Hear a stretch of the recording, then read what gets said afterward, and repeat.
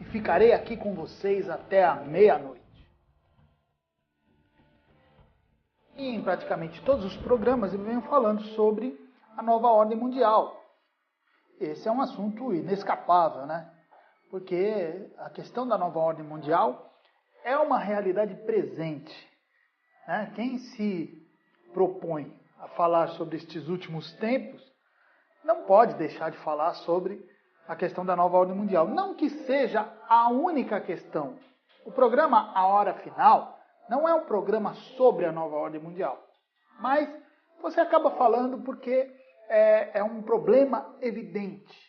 É algo que está diante dos nossos olhos e a gente acaba tratando, a gente acaba falando sobre isso. A gente pode falar e vai falar sobre diversos assuntos. Mas esse é um assunto que a gente acaba entrando quase que automaticamente, né? Por causa mesmo do tema do programa. Só que quando a gente fala de nova ordem mundial, a gente tem que fazer isso com cuidado, né? Não ficar uma coisa fantasiosa, para não parecer que nós estamos tratando de algo improvável, porque as questões relativas a esse tema são envoltas em mistérios, em coisas obscuras. E se a gente não toma cuidado, a gente começa a tratar a coisa de uma maneira muito fantasiosa. Então a intenção nossa, a minha intenção aqui, é tentar tratar esse assunto com responsabilidade, de uma maneira que a gente possa, juntos até, ir desvendando essas questões até onde for possível para a gente.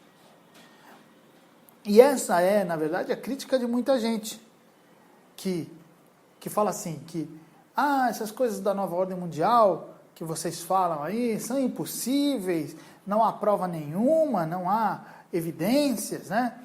Que tudo isso é teoria da conspiração, que é a expressão preferida deles. Por quê? Porque realmente falar de nova ordem mundial traz essa impressão. Parece que você está falando de coisas de outro mundo.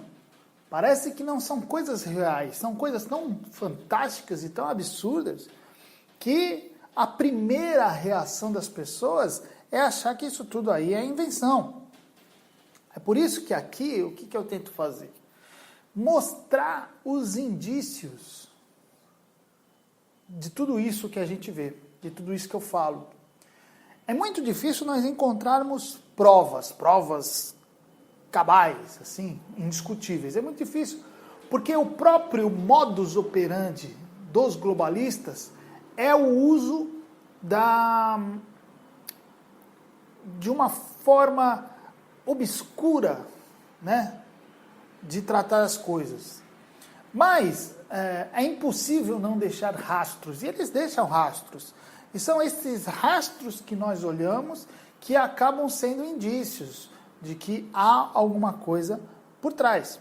A gente tenta mostrar esses indícios para as pessoas verem aquilo que, no final das contas, acaba sendo evidente, né? Para que a gente possa analisar tudo isso que a gente está enxergando. Só que as ações dos globalistas, muitas vezes, é incrível. Incrível no sentido mesmo do termo. É algo que não é possível crer. Parece mentira como eles trabalham. A gente às vezes fala coisas que a gente parece louco.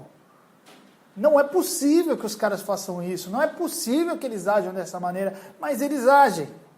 É uma loucura, é uma loucura. Não é normal, não é. É uma força, uma forma de atuar que sai da nossa esfera do ordinário. Eles agem de uma maneira jamais vista na história.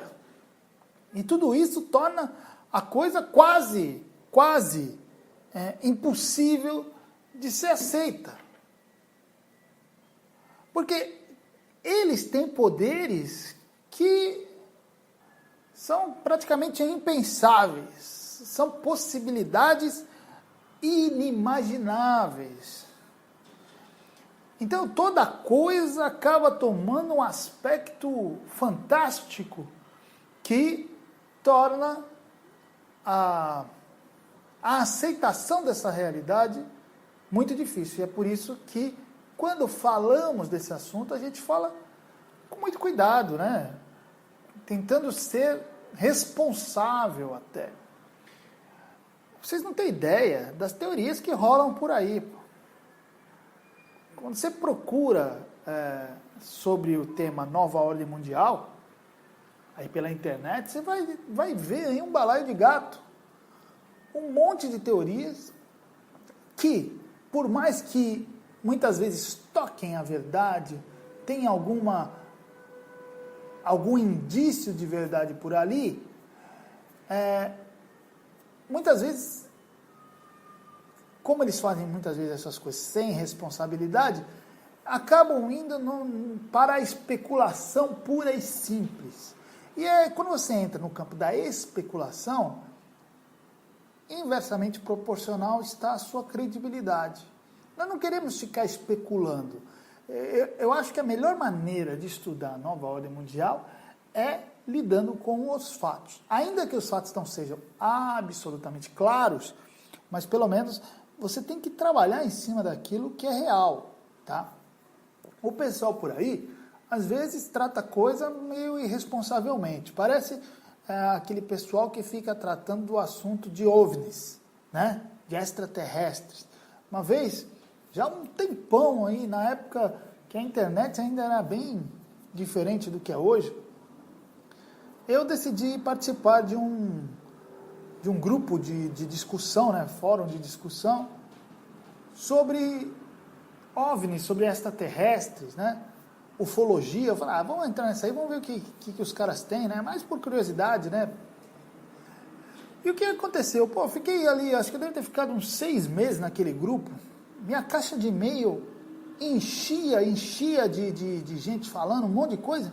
E nunca, nesses 6 meses, ninguém trouxe uma evidência sequer, um fato sequer. Era só especulação. Aí eu vi, vou ficar nesse negócio aqui, perdendo meu tempo com esse besterol aqui. Esses caras devem ficar fumando maconha e depois fica escrevendo aqui, eu não vou entrar nessa. Quando eu vejo muita coisa da nova ordem mundial, como os caras colocam aí pela internet, também eu vejo muito disso, viu? Parece que os caras cheiram uma e depois vão escrever, porque os caras ficam chutando para tudo que é lado, sem responsabilidade nenhuma, sem tentar indicar os fatos, apenas especulando, apenas interpretando as coisas. Nós temos que tomar cuidado. É uma linha muito tênue entre a realidade e a fantasia nesse caso. E os fatos não são claros, então a gente tem que prestar muita atenção, tentar ser muito coerente, não ir além daquilo que a gente pode ir, sabe? Há um limite ali que a gente consegue alcançar. Nós não vamos explicar toda a questão da nova ordem mundial, nós não vamos entender tudo de uma vez, mas o que nós podemos fazer é devagarzinho e compreendendo as coisas, olhando os acontecimentos, olhando os fatos, para que as coisas fiquem mais claras para nós, tá? Algumas coisas se confirmam quando nós olhamos isso, outras coisas não. Há realidades absurdas que são realidades, que em primeiro momento você vai falar, não, isso não é possível. Aí você rastreia, pesquisa, vai atrás, você fala, poxa, mas não é que aconteceu dessa maneira? Nossa, era uma coisa impensável, mas aconteceu. Mas há também muita coisa que é fruto da imaginação das pessoas. Que eles ficam especulando, chegam a conclusões e ficam passando isso como se fatos fossem e não são. Então nós temos que tentar ser realistas nesse ponto. Falar da nova ordem mundial, das coisas dos últimos tempos, com responsabilidade. Responsáveis com a análise. Nós temos que ser, ao mesmo tempo, céticos, de alguma maneira, para não aceitarmos qualquer notícia que é passada, porque há muita notícia falsa nesse meio, tá? E aí a gente vai equilibrar isso, mas também não podemos ser refratários, não podemos assim negar, por mais absurda que seja a notícia, por mais absurdo que seja o fato que vem até nós. Porque às vezes esses fatos que parecem absurdos, eles são reais. Nós achávamos, não, isso não é possível. A gente vai pesquisar, vai rastrear e fala, não, aconteceu assim mesmo. Olha que loucura. Então, é um assunto fascinante, é um tema interessantíssimo, mas é algo que tem que ser feito com cuidado. Mas uma coisa é certa, gente. Esses globalistas, eles fazem coisas muito loucas. Eles parecem, sabe, as ações deles parecem saídas de filmes de ficção. Tem coisas que eles fazem que nem os autores de ficções imaginaram. E eles fazem, e eles aplicam. Coisas que para a pessoa comum, da vida ordinária, são impensáveis, impossível. O que é isso? Os caras fazem. Ou, às vezes, tem uma outra coisa. Às vezes o problema não é só fazer, mas acreditar que é possível. Esse é um perigo também. É a mesma coisa quando se fala assim de comunismo. Às vezes você vai falar, poxa, os caras são comunistas, eles vêm com essas ideias. Aí alguém já retruca falando o seguinte, mas, poxa, você sabe que o comunismo não existe, o comunismo já foi ultrapassado, o comunismo não deu certo. Aí a única resposta que me vem à cabeça é o seguinte, cara, independente se foi ultrapassado ou não, se é possível ou não, o perigo é que eles acreditam nisso. Eles acreditam que é possível, isso que torna a coisa perigosa. A questão não é se é ou não é, mas é que na cabeça deles é possível. A mesma coisa com os globalistas. Tem coisas que eles fazem que são impressionantes. Eles têm instrumentos nas mãos deles impressionantes. Mas também, às vezes, tem coisas que são realmente impossíveis, mas que eles acreditam ser possível. E isso é perigoso, porque os efeitos dessa ação podem ser muito maléficos para todo mundo.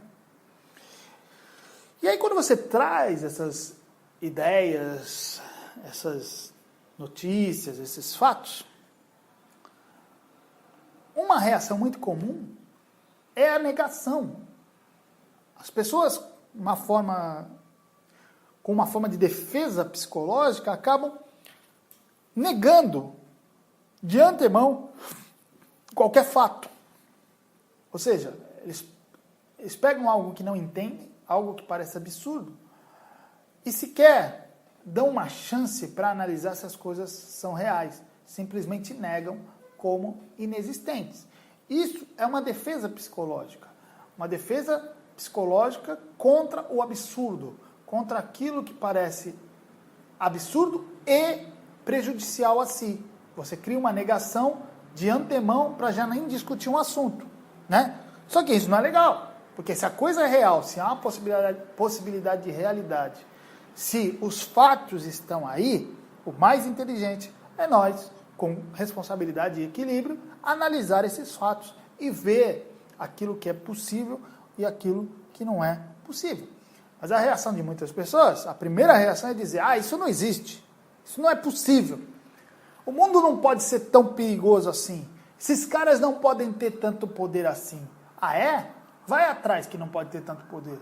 Pode ter sim. Aliás, eles têm esse poder.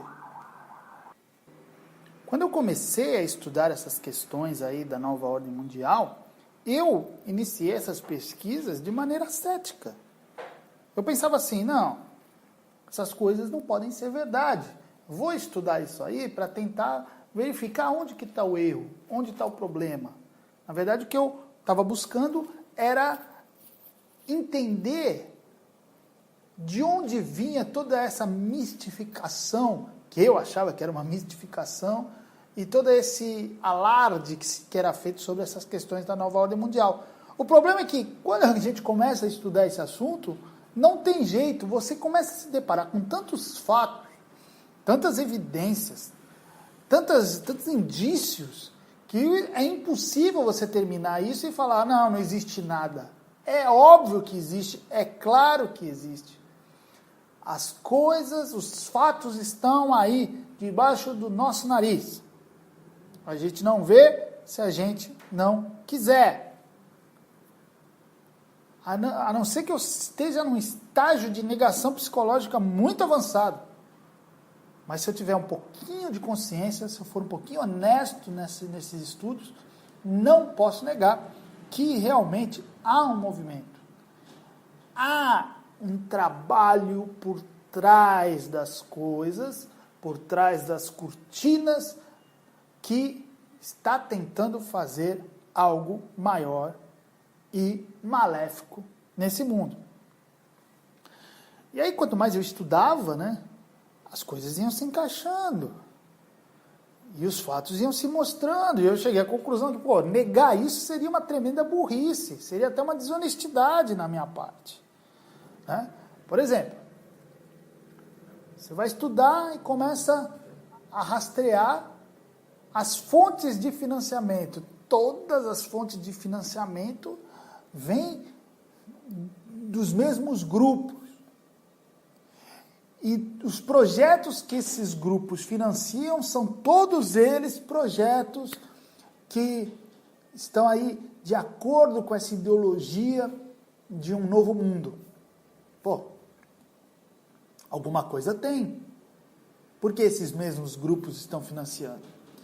E coisas até mais estranhas e mais fantásticas. Por exemplo, os encontros do Bohemian Club. O Bohemian Club é um clube que existe lá na Califórnia, num bosque afastado, onde você não consegue entrar. Outro dia eu vi um documentário na History Channel e os caras tentaram entrar lá de alguma maneira, não se consegue. Você não entra. O negócio é todo vigiado. Um deles acabou, inclusive, na delegacia, não por ter entrado, só por ter avançado ali uma parte que eles consideram como propriedade privada. O negócio é todo fechado. E o que acontece? Encontros anuais, isso já acontece há muitos anos, há décadas, nesse clube, onde poderosos do mundo inteiro se encontram, grandes fortunas, grandes famílias, grandes poderes, grandes autoridades. Vão lá apenas os homens, sem as suas respectivas mulheres, passam 15 dias naquele clube, confabulando. Aí quando se pergunta, veja, o que acontece lá dentro? É só um clube, a gente passa conversando, você junta poderes assim do mundo inteiro, fortunas incríveis, autoridades, eles passam 15 dias lá brincando de frescobol. Eu seria muito otário, muito burro, se eu não desconfiasse que ali tem alguma coisa, que esses encontros têm algum objetivo, que esses objetivos são obscuros, porque nada do que é feito ali dentro é falado fora. Toda a programação é secretíssima. Ninguém tem acesso a isso. Aí você procura, aí tem um vídeo do Alex Jones. Veja, antes de falar do Alex Jones, eu não subscrevo tudo que o Alex Jones fala, pelo contrário, a gente sempre desconfia desses caras que têm muito acesso a informações. Às vezes o Alex Jones parece que está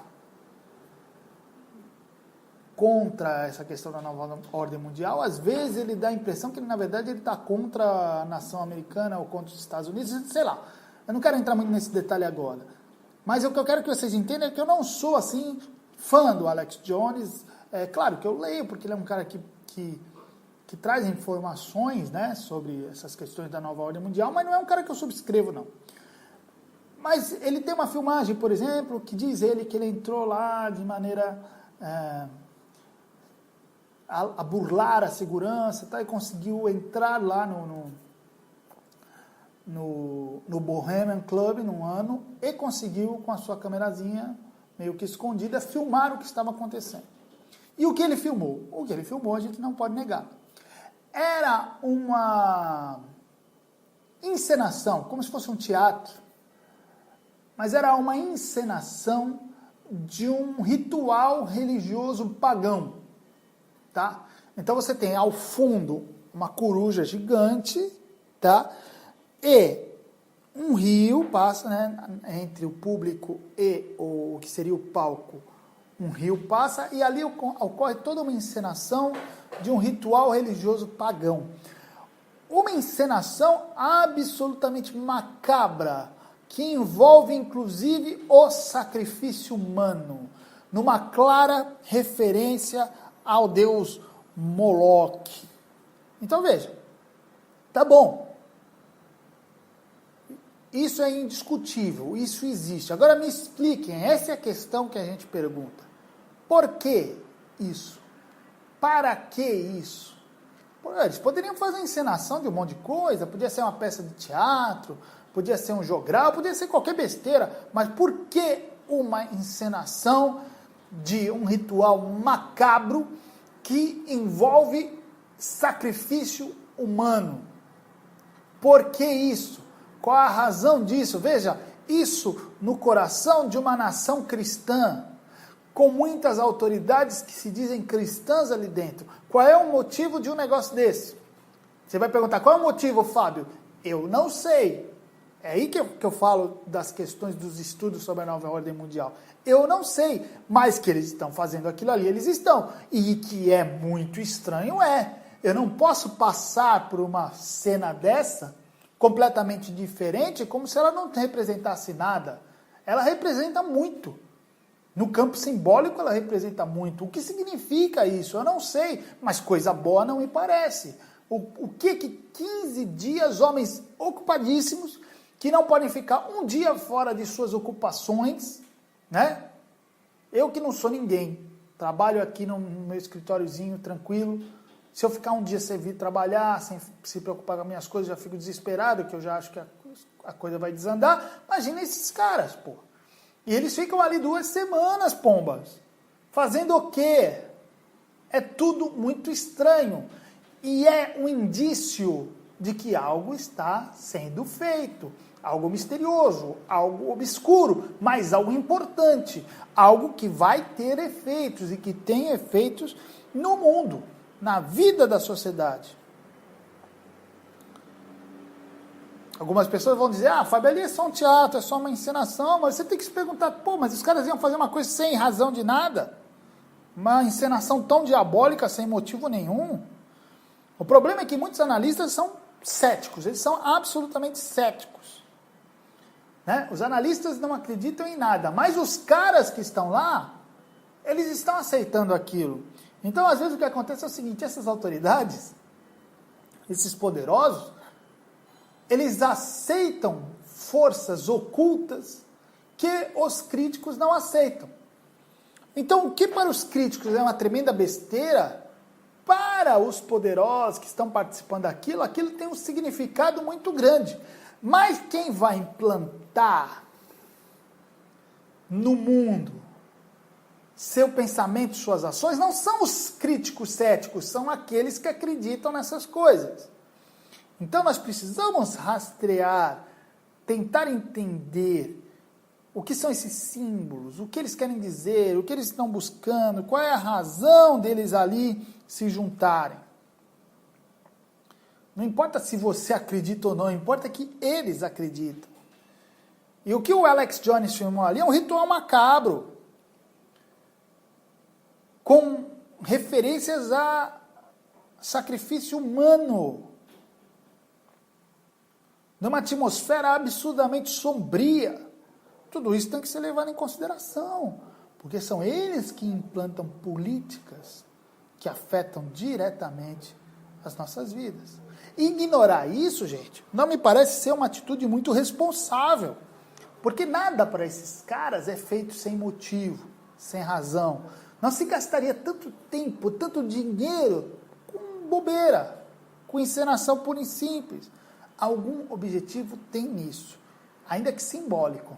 Mas o que a gente já percebe é uma relação macabra, com forças infernais. Acredite você ou não, você está me ouvindo, você pode até ser um ateu, você pode até não acreditar em Deus e, consequentemente, também não acreditar no diabo. Tudo bem, mas não é essa a questão. A questão é que eles acreditam. Eles estão envolvidos com isso. Eles estão mexendo nisso. E disso vai sair as políticas que vão interferir diretamente na vida das pessoas. É como quando a gente fala da maçonaria. é evidente e conhecido, notório, que os Founding Fathers americanos eram praticamente todos maçons. Ótimo, perfeito. Agora, isso não tem nenhum significado, isso não tem nenhuma implicação, como se fosse uma coisa sem importância. Todos aqueles símbolos maçônicos que nós encontramos nas instituições americanas, será que não tem nenhuma implicação na vida das pessoas? É algo a ser ignorado de pronto? Não, gente. Eu escrevi o texto dizendo que a nação americana é um bode expiatório para a nova ordem mundial. Mas isso não quer dizer que os atores globalistas não estejam agindo dentro dos Estados Unidos e dentro do governo americano. Uma coisa é uma coisa, outra coisa é outra coisa. A coisa é tão estranha que, assim, ninguém pode negar que os Estados Unidos são ainda o último bastião da liberdade. Ainda. Que os Estados Unidos desenvolveram uma cultura que permitiu que o cristianismo se tornasse realmente a base de toda a nação. Isso tudo é verdade. Mas, juntamente com isso, há essa interferência e essa ação maçônica, ocultista ali no meio. Então, a coisa está meio em paralelo. Não é difícil separar, não é fácil separar isso, não é fácil ver aonde começa um, onde começa outro, onde há intersecção entre as duas coisas, mas o que nós não podemos fazer é negar que é isso. Então nós precisamos olhar as coisas e tentar entendê-las com responsabilidade. Essas referências não podem ser inócuas, elas são importantes, pô. Então você, quando olha isso, ou você vai enxergar tudo isso como uma grande brincadeira, uma grande pilhéria, né? Ah, esses símbolos foram colocados ali de bobeira, só para, né, fazer uma brincadeira com as coisas, né?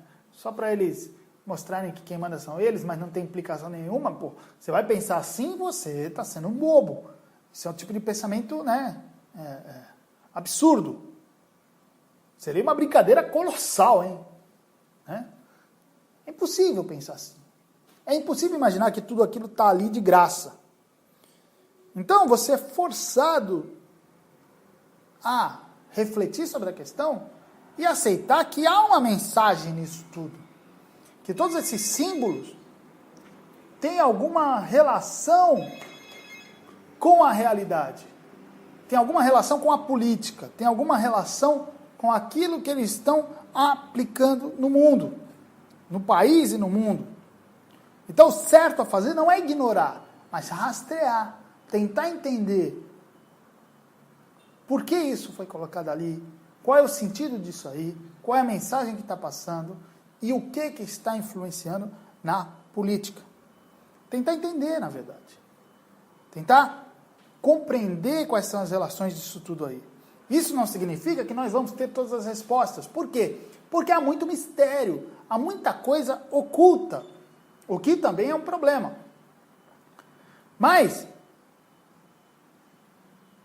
já fica claro para todo mundo que ali há referências obscuras, referências misteriosas, que trazem algum símbolo, algum sinal de alguma coisa que está sendo feito por trás. Não existiriam esses símbolos de graça, entendeu? Seria ingênuo ignorar.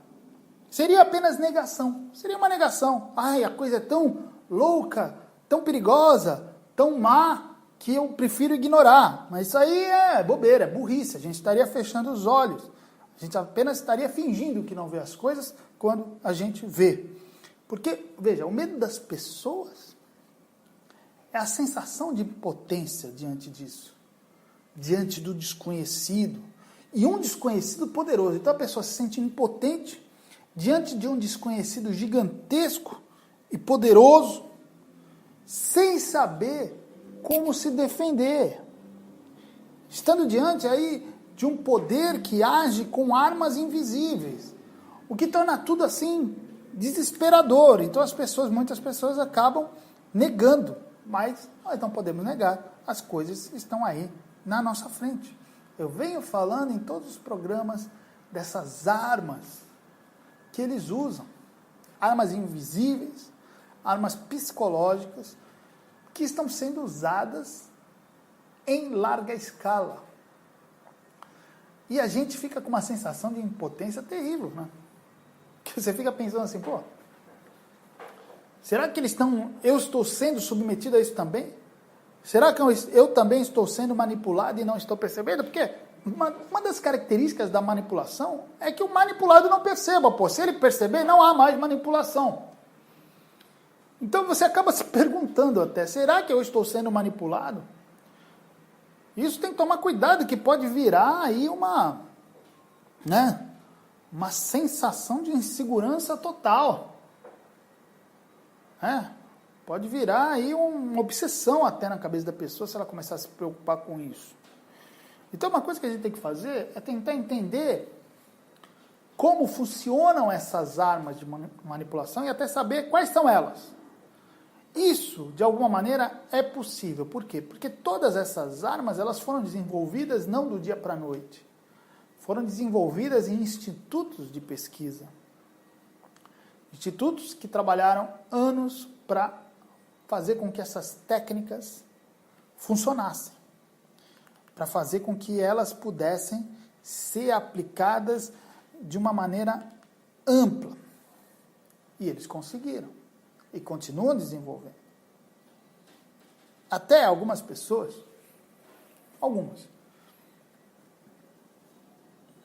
não foram muitas não, reclamaram assim de eu insistir nessa questão da psicologia. Como se fosse assim uma decisão minha falar sobre isso. Como se eu tivesse alguma coisa contra a psicologia, né? Como se o Fábio tivesse algum trauma em relação a algo da psicologia. De repente ele foi abusado por um psicólogo, né? De repente um psicanalista fez mal para ele e aí agora ele fica falando mal. Não é nada disso, gente. Não é essa a questão. Eu só falo daquilo que eu vejo, daquilo que eu conheço, daquilo que eu tenho estudado, tá? Por exemplo, algumas pessoas falam assim, Fábio, mas não é só psicologia. O globalismo também usa outras armas, como o ambientalismo, como a sociologia, como a filosofia. Tá, é verdade. Só que foi por meio das técnicas psicológicas que eles aprenderam a aplicar tudo isso. Então, se eles usam o ambientalismo a favor deles, é porque as técnicas psicológicas ensinaram eles a usar o ambientalismo, a como fazer com que o ambientalismo sirva como maneira de manipular as pessoas. Eu não estou colocando a culpa na psicologia. A psicologia é um ente abstrato. Ela não tem culpa de nada.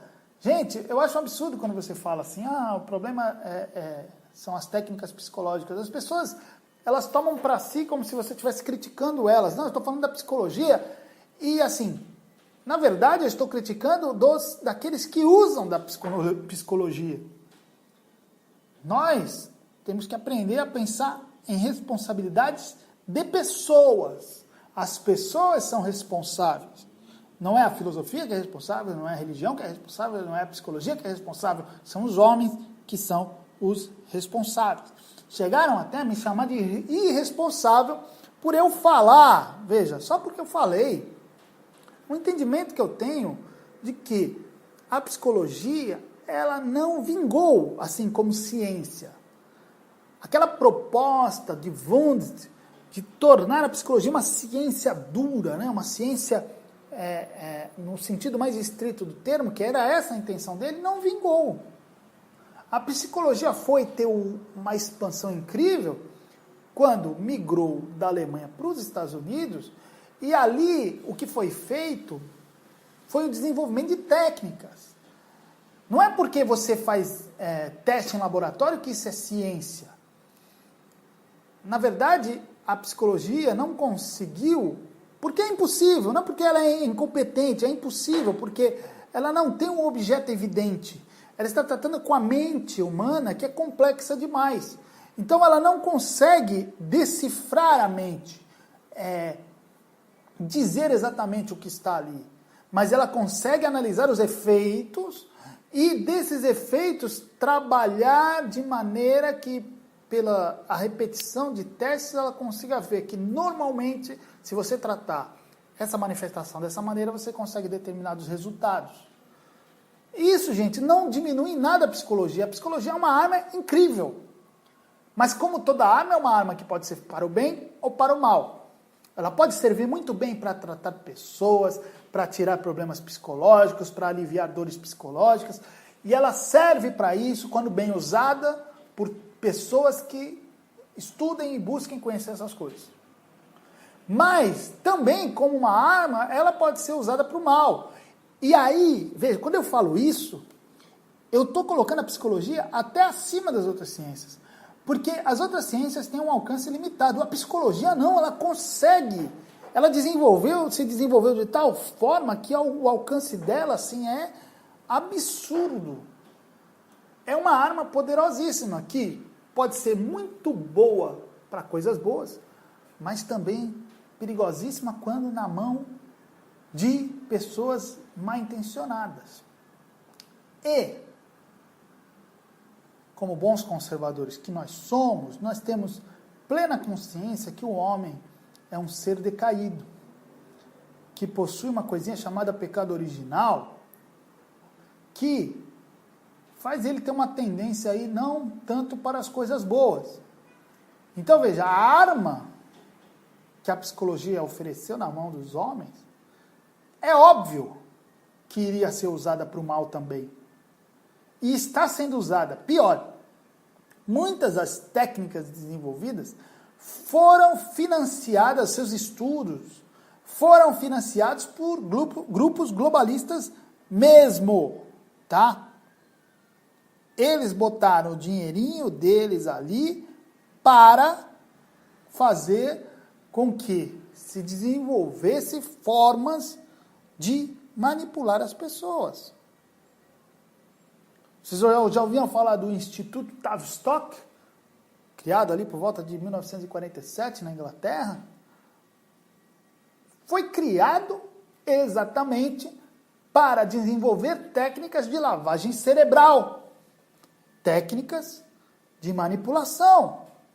E de onde vinha o dinheiro? De grupos globalistas. Pô. Eles encontraram ali, nas técnicas psicológicas, uma possibilidade. Amigos psicólogos, tenho muitos. Eu amo a psicologia, por incrível que pareça, eu amo a psicologia. Tanto que eu tentei voltar aí para a universidade. Fiquei um tempo, só não dei continuidade, porque como eu não tinha nenhuma intenção em clinicar, eu achei que o custo-benefício não estava valendo a pena. Eu queria entrar para estudar, tal.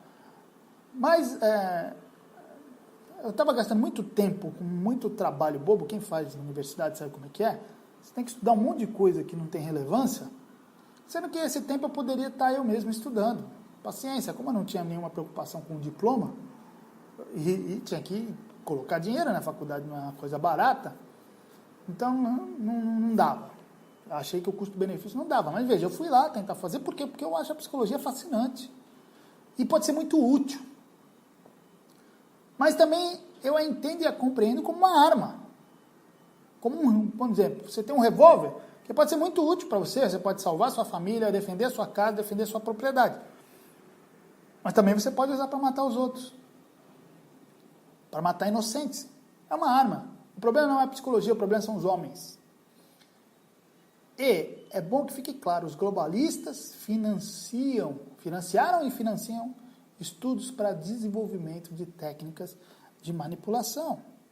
E ignorar a existência dessas técnicas, na verdade é que é um desserviço. Se eu não falasse delas, aí seria um desserviço que eu estaria fazendo. O que adianta eu querer falar das coisas dos últimos tempos e fingir que não existem essas armas psicológicas? Ou fingir que a psicologia ela só é usada para o bem. Ah, dá licença, pô. A gente sabe que não é assim. A gente sabe que ela não é inócua. Sabe? A gente tem dados suficientes, fatos, pesquisas, estudos, livros, que mostram claramente que há grupos financiados que desenvolveram técnicas de manipulação e que eles estão aplicando isso em larga escala. Quem nega essas coisas, na verdade, está fazendo o trabalho deles. Está ajudando a agenda global. E pior, se você é psicólogo e você nega que isso existe, você está sendo desonesto. Porque todo psicólogo que estuda um pouquinho conhece essas técnicas. Sabe que elas existem. Sabe que elas podem ser muito úteis e boas, mas também sabe que elas podem ser usadas para manipulação. E você sabe que elas são usadas. Vê a forma como, por exemplo, a programação neurolinguística, que foi desenvolvida só lá nos anos 70, como ela se espalhou de maneira impressionante. E hoje é aplicada assim, abertamente. Há pessoas que aplicam a PNL até com boas intenções. Mas há também aqueles que sabem usar a PNL para manipular mesmo. E existem muitas maneiras de fazer isso. E, diante disso, até, muitos amigos me escrevem pedindo para que eu explique essas técnicas. E nós vamos fazer isso aqui. Porque eu fico falando, né, que existem técnicas, que existem formas de manipulação, mas aí entra naquele campo. Ah, será? Será que é assim? Será que existe mesmo? Pô, dá exemplo. E eu vou dar. Tem muitos exemplos de técnicas que são usadas largamente para servir aos interesses dos manipuladores. Só uns exemplos, vai. Alguns livros aí que eu li, e você vai estudando, vai chegando para um livro, vai para outro livro, vai encontrando outras referências, e você vai descobrindo. Por exemplo, Leon Festinger, aquele livro de dissonância cognitiva, ele faz várias experiências, eu vou comentar sobre algumas delas. Tem o Stanley Milgram, com aquela experiência da força da autoridade, mostrando como as pessoas estão submetidas e obedecem à autoridade de maneira quase cega. Tem um livro um pouco mais atual do Cialdini, chamado O Poder da Persuasão, ou As Armas da Persuasão, né? Que ele dá vários exemplos de técnicas de manipulação muito usadas, por exemplo, no meio empresarial, comercial. E a história é sempre essa. Eles primeiro eles aplicam no meio empresarial e comercial para depois, até para testar, entendeu? Para ver se funciona mesmo. E ali tem muitas técnicas que são usadas, que também podem ser entendidas de maneira mais global. Tem o próprio, se você quer conhecer o Instituto Tavistock, tem o livro do Daniel Stulin, chamado Instituto Tavistock. Ele fala, veja, eu sempre leio esses livros com muito cuidado. Daniel Stulin, Robin de Ruyter, esses caras, assim, eles têm uma visão um pouco contraditória muitas vezes, mas eles trazem dados. O que me importa, antes de tudo, não é a conclusão que eles tiram, mas os dados que eles trazem. Você tem que pegar os dados e confrontar com outras fontes. E, invariavelmente, nesse confronto, você acaba confirmando que realmente o que ele falou, o que eles falam, não é tão errado. Eu achei um livro bem legal, que até vai me ajudar um pouquinho nessa empreitada aí de explicar para vocês como funcionam essas técnicas. É um livro de um autor chamado Stephen Carley, chamado Experimentos em Psicologia. E ali ele descreve, resumidamente, ali dezenas de experiências psicológicas. A gente lendo ali, a gente vai entendendo como que funciona a aplicação disso e a gente começa até a perceber na própria realidade como essas técnicas estão sendo usadas. Nós começamos a confrontar aquilo que a gente vê com aquilo que a gente lê ali e fala, poxa, eles estão aplicando mesmo essas coisas. E sabe o que é mais impressionante nisso tudo? É que essas técnicas funcionam mesmo. Tá? Nos próximos programas, eu vou me aprofundar mais nessas questões das técnicas para vocês ficarem conhecendo aí, quem já não conhece, muitas delas, como elas foram desenvolvidas e como elas são aplicadas. Só para a gente terminar o programa de hoje, a gente só tem que entender o seguinte: todas essas técnicas, praticamente todas elas, estão baseadas, antes de tudo, nas experiências de Pavlov, que eram aquelas experiências com cães, principalmente. Né? Experiências que estudavam os reflexos condicionados dos animais. Por exemplo, ele associava um som de um sinete com a comida. Né? E depois, quando ele tirava a comida, depois de um tempo de repetição, quando ele tocava o sinete, o cachorro começava a salivar. Então, ele conseguia criar a associação, né, do cachorro com o sinete. Na cabecinha do cachorro, o sinete já representava a comida. São reflexos condicionados e vários outros experimentos que ele fez. E depois isso começa a ser aplicado em ser humano. E aí começa a se ver que funciona em ser humano também, não é só em cachorro, não. Né? O behaviorismo, ele é baseado quase praticamente todo nisso aí.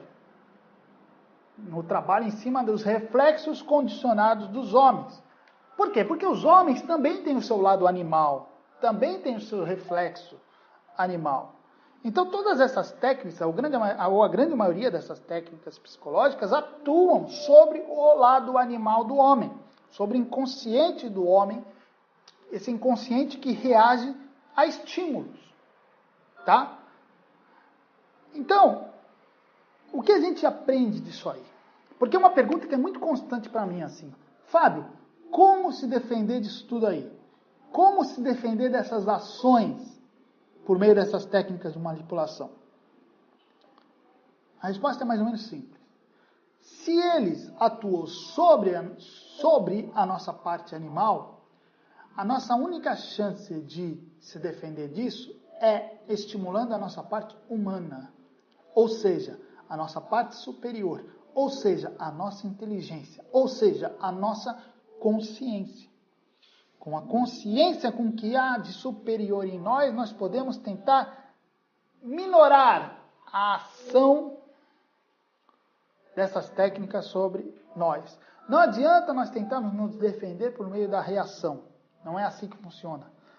Eu acho que um bom caminho é compreender como funcionam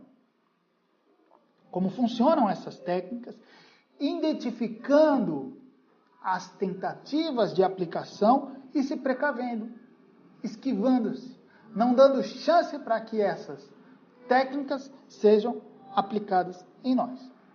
Então, em outros programas, eu vou falar sobre técnicas específicas e tentando linkar essas técnicas, essas formas de aplicação com aquilo que nós vemos na realidade. E muitas vezes a gente vai perceber claramente como isso é colocado diante de nós, por meio principalmente aí dos meios de comunicação. Tá bom, gente? Obrigado por mais um programa. Desculpe se às vezes a gente fala alguma coisa que ofende alguém ou que alguém fique chateado. Não é essa a intenção. A intenção aqui é só tentar que eu li, e você vai estudando, vai chegando para um livro, vai para outro livro, vai encontrando outras referências e você vai descobrindo.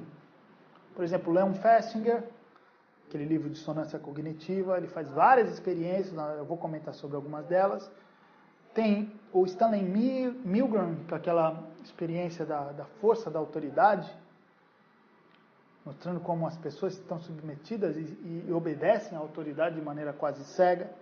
Tem um livro um pouco mais atual do Cialdini, chamado O Poder da Persuasão, ou As Armas da Persuasão, né?